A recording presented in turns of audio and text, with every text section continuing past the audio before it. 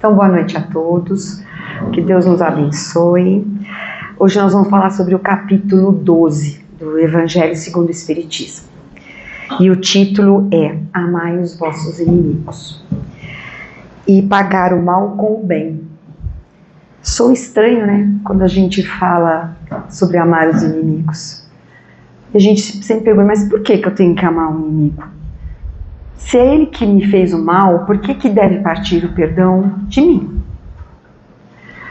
Esses questionamentos, eles não são novos, né? Jesus, quando ele falou sobre isso, ele falou para um povo que, na verdade, estava habituado a aniquilar os seus inimigos. E Jesus disse o seguinte naquela época: tendes ouvidos o que foi dito, amarás o teu próximo e aborrecerás o teu inimigo. Mas eu vos digo, amai os vossos inimigos, fazei o bem aos que odeiam, e orai pelos que vos perseguem e caluniam, para serdes filhos de vosso Pai, que estás no céu, ao qual faz nascer o sol sobre bons e maus, e vir chuva sobre justos e injustos. Eu vos digo, que a vossa justiça não for maior e mais perfeita do que os escribas e os fariseus, que naquela época não eram muito bem vistos, não entrareis no reino dos céus. Isso está em Mateus, capítulo 5, versículo 20, 43 e o 47. Jesus sempre falou de leis. Jesus não falava só para aquele povo. A missão do mestre foi despertar em nós as leis divinas. E com isso nos orientar, nos dirigir para que a gente pudesse, com bastante clareza e com bastante força espiritual, a gente vencermos, né, a nós mesmos. E é tão importante falar sobre o perdão que Jesus, na prece que ele faz, que é o Pai Nosso, e do qual ele nos ensina a nos dirigirmos ao Pai, ao quinto parágrafo dele, ele nos fala: perdoai as nossas dívidas, assim como nós perdoamos os nossos devedores. Fala novamente do perdão. E mais ainda, no momento que Jesus está sendo crucificado e acusado, ele eleva o seu pensamento, e uma das últimas frases que ele faz, e ele pede, ele fala: Pai, perdoai, eles não sabem o que fazem. Então, a necessidade, a questão do perdão, ela é fundamental para o nosso processo evolutivo. Aquele que não consegue ou se impõe uma barreira para que ele ocorra, vai ter muitas dificuldades em termos espirituais. E a gente vai falar um pouquinho sobre elas. Primeiro, é uma questão vibratória. Nós precisamos mudar o nosso padrão vibratório. Nós vivemos num planeta espiritual onde ainda o mal predomina, onde as coisas difíceis nos acontecem às vezes, né? Mas que fazem parte do planeta em que nós estamos vivendo. Então, para que eu saia fora dessa faixa espiritual negativa, eu preciso alimentar o meu pensamento, a minha vontade, o meu desejo de uma forma diferente. Ou seja, eu preciso seguir as orientações que Jesus fala. Pague o mal com o bem. E aí ele vai dar uma série de orientações sobre isso. Mas antes da gente partir para isso, nesse capítulo do Evangelho, que é a parte que me cabe, que é do 1º ao 6º item, então aqui no item 3, ele diz assim: um sentimento, por outro lado, resulta em uma lei física. Que ele está falando de sentimentos, dos sentimentos bons e dos sentimentos ruins. Ele fala: resulta numa lei física, a da assimilação e repulsão dos fluidos, porque nós vivemos mergulhados dentro de uns fluidos. E aqui eu vou abrir um parênteses. A doutrina espírita, nós estudamos sobre essas questões espirituais, e as nossas escolas começam agora, no finalzinho de fevereiro a gente tem a primeira aula, em março a gente engata nos cursos, e são cursos que nos orientam, nos esclarecem sobre essas questões fluídicas. As coisas que nos acontecem, eu tenho duas maneiras de perceber ela. Ou eu me sinto agredida, inconformada, e com isso revoltada, e crio raiva, e crio por que comigo, ou eu trago a ideia de quê? De entendimento. Primeiro vem o entendimento, depois vem a ação. Eu entendo que eu estou numa situação, às vezes, em que certas coisas que acontecem com a gente fazem parte da nossa vida, ou fazem parte de estarmos no mundo de prova e expiação, né, de um planeta como o nosso. E nós não estamos errados no planeta, gente. Nós estamos certinho no planeta. A gente foi direcionado para cá justamente porque, às vezes, as diversidades é que fazem a gente aprender, com certeza, aquilo que a gente precisa, né? Porque um amigo, né, às vezes um inimigo, ele pode nos trazer muito mais do que nós somos, ou falar de coisas que a gente realmente, efetivamente acredita e luta por elas, do que um amigo que às vezes é muito mais complacente nos nossos erros, né? Nunca pergunta para a mãe se está errado, tá, gente? Porque mãe, para ser complacente, algumas nem tanto, mas geralmente... Bom, enfim...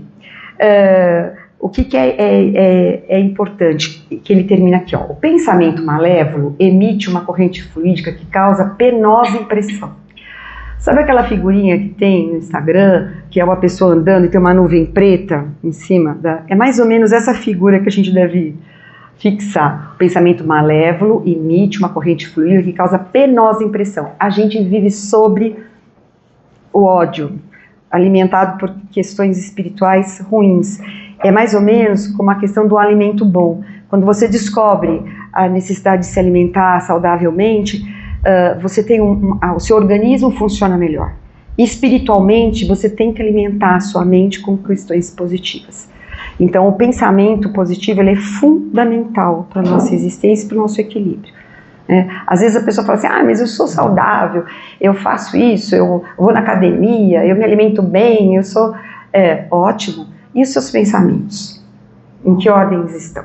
Porque fazem parte também da nossa existência e eles muitas vezes são as causas das nossas doenças. Por isso que é importante a gente estudar e vir para as escolas, para a gente entender direitinho como funcionam essas relações. Muito bem. Vamos às orientações que os espíritos nos dão, a questão do que é verdadeiramente amar os inimigos.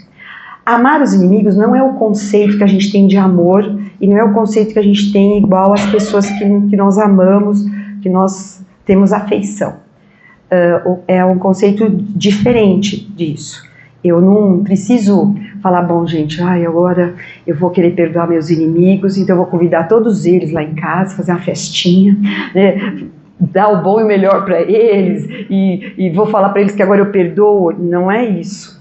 Não é essa a orientação de Jesus, mesmo porque ele sabe que isso é difícil para nós. Como também não vou pôr em redes sociais, perdoo fulano, não, também não é isso. Não é uma ação externa, é uma ação interna, é um sentimento em que eu tenho que fazer um exercício, ou seja, eu tenho que me colocar toda vez que eu vejo a pessoa que eu tenho dificuldade, toda vez que eu me aproximo de situações em que eu lembre, ou que de alguma maneira eu vincule com os meus inimigos, e esses inimigos às vezes estão na nossa família, que é muito comum, nascerem, estarem de alguma forma perto de nós, e nunca para nos punirmos, né? Ao contrário, às vezes nos trazem perto justamente para a gente desenvolver a fraternidade, o amor, porque isso é um exercício, ninguém nasce com isso pronto, embora a nossa essência seja de ordem divina, mas a gente precisa cultivar. E aí ele dá sugestões, que são sugestões bastante importantes do ponto de vista da ação. Então começa, não ter ódio. Na hora que eu olho, que vem toda a lembrança, eu simplesmente emito uma coisa boa, um pensamento bom, que Deus o ampare. E saio desse pensamento e tiro a ideia ruim. É como se eu tivesse que apagar. Por quê?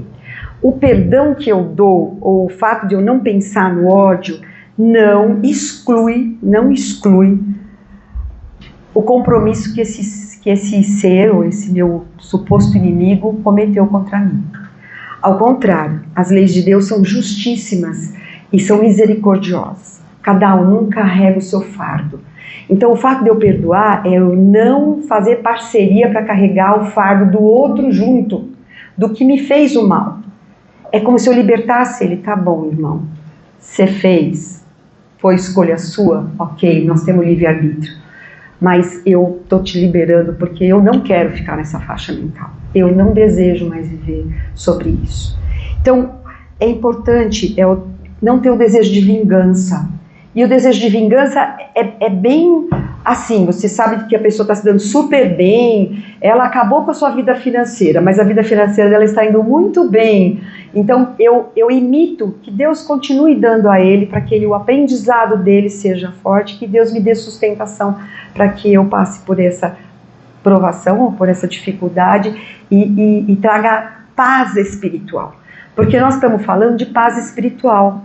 Eu não estou falando de bem-estar material, porque muitas vezes eu não tenho o bem-estar material, mas eu tenho a paz espiritual, que é 1000 vezes superiores do que eu ter muitas questões materiais que me tragam conforto. Jesus, como eu falei no início do nosso trabalho, na nossa explanação, Jesus falava para o ser espiritual imortal que nós somos. Fala de leis que não vão mudar nunca, são leis divinas, leis espirituais. Então, nesse sentido, aí ele nos orienta mais. Não desejar o bem e não o mal. E em caso de necessidade, estender-lhe a mão prestativa. Muitas vezes, principalmente parentes ou pessoas mais ligadas a nós, a necessidade da gente estender a mão, mesmo que a gente saiba que aquele nosso irmão fez mal a nós, mas a gente não se negar a fazer isso, né? Enfim, é uma grande libertação espiritual que Jesus nos orienta sobre aquilo que nós pensamos, porque nós somos herdeiros de nós mesmos. Existe no Livro dos Espíritos, a pergunta 621, o Kardec pergunta para os espíritos: onde está escrito a lei de Deus? Né? Quando é que vai ter fim, né, essa questão do bem e do mal, das pessoas terem consciência, né, porque nós estamos a caminho dessa consciência. Né? A gente tem livre-arbítrio para escolher ser mais rápido, ser menos rápido. E aí ele pergunta, e os espíritos respondem: na consciência. Ou seja, nós somos herdeiros de nós mesmos. Nós não mudamos a nossa essência. A consciência das leis de Deus estão dentro de nós. Eu posso me desviar. Deus me dá, aliás, Jesus fala isso. O Pai faz chover sobre justos e injustos, faz o sol, né, raiar sobre o bom e o mal. Por que vocês, né, não podem, de certa forma, entender essa grandeza? Deus nos dá milhões de oportunidades, porque nós não estamos sozinhos nessa situação. E outro item que faz parte do meu evangelho de hoje é o item 6, em que ele fala assim: os inimigos desencarnados. A morte não acaba com o inimigo. Então, às vezes a gente fala assim: graças a Deus que esse político morreu, porque assim não vai fazer mais mal. Ou então um parente que é difícil, não vai fazer mais ninguém sofrer. A morte não acaba, né, com o rancor, com o ódio, com a indiferença. Eles continuam ainda sendo os nossos inimigos, e não é outra senão a causa das obsessões que nós tratamos aqui na casa, que não tem a ver com esses irmãos que não fizeram a lição de Jesus, que é saber perdoar e deixar que a justiça divina cumpra o seu papel. E a gente siga a nossa vida feliz, né, saltitante, com bons pensamentos, com alegria no nosso coração. Eu vou citar o filme do Divaldo, e para quem ainda não assistiu, do Divaldo Franco, que é o Mensageiro da Paz. Alguém aqui já assistiu? Levanta a mão. Ai, pouca gente. Gente, Google, chega em casa, põe lá, né? Divaldo Franco, Mensageiro da Paz.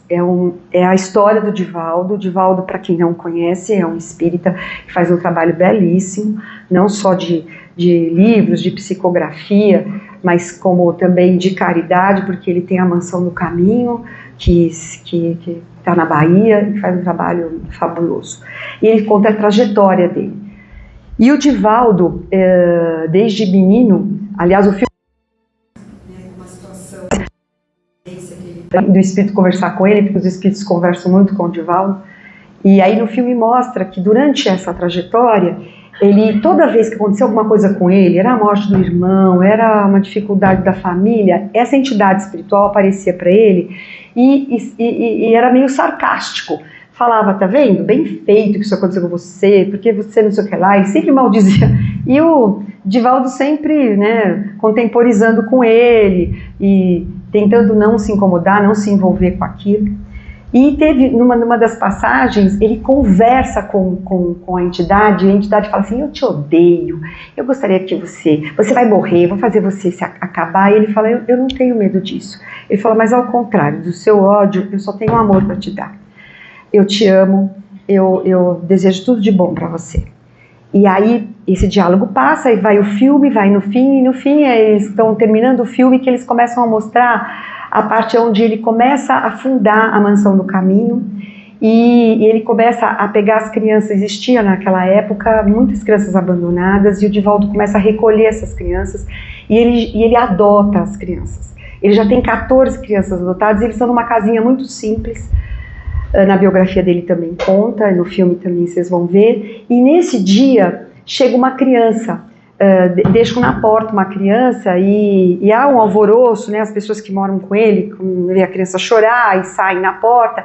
Nesse momento, a Joana de Ângeles, que é um espírito que orienta o Divaldo, aparece para ele e fala para ele, Divaldo, ela não é só uma criança, não é só mais uma criança.